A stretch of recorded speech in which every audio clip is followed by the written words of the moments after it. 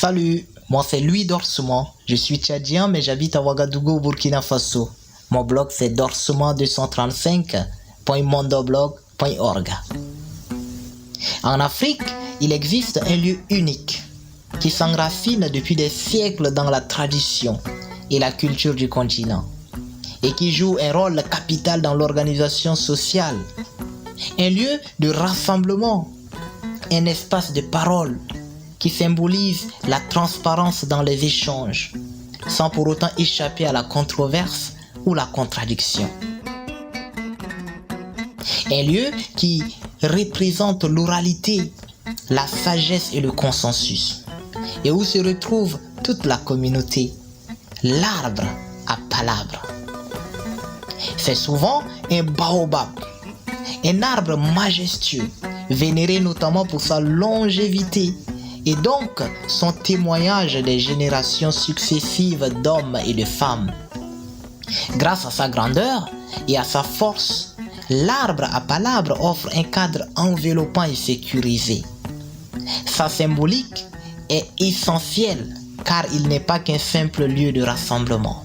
C'est un espace de confiance et de confidentialité qui facilite la prise de parole en public et où les membres de la communauté peuvent s'exprimer librement sur les sujets qui les concernent. C'est un espace d'écoute destiné à accueillir la parole de chacun, le partage de sa subjectivité ou de son point de vue, sans que cette exposition au potentiel jugement d'autrui ne soit perçue comme particulièrement risquée pour ceux qui s'expriment. Cet espace de parole et d'écoute s'appuie sur une conviction forte, la richesse de l'expérience vécue des participants.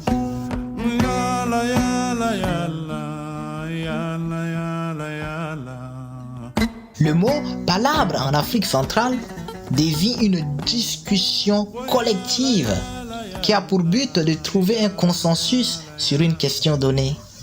L'arbre à palabres est donc un lieu privilégié pour la résolution des conflits et la prise de décisions importantes.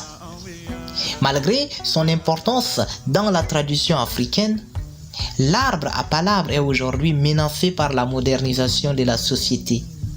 L'urbanisation grandissante et la vie moderne qui l'accompagne conduisent à une perte des traditions. Les jeunes générations sont de moins en moins intéressées par la pratique de l'arbre à palabres. Ils le délaissent au profit des nouvelles technologies.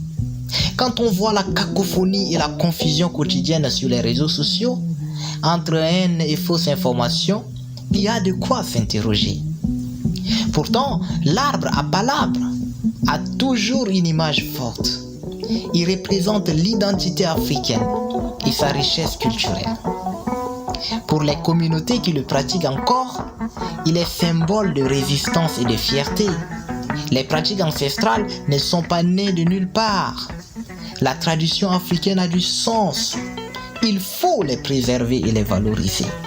Mais que vaut l'arbre à palabres face à la mondialisation? Comment résister? Posons-nous au moins la question. mondoblog.org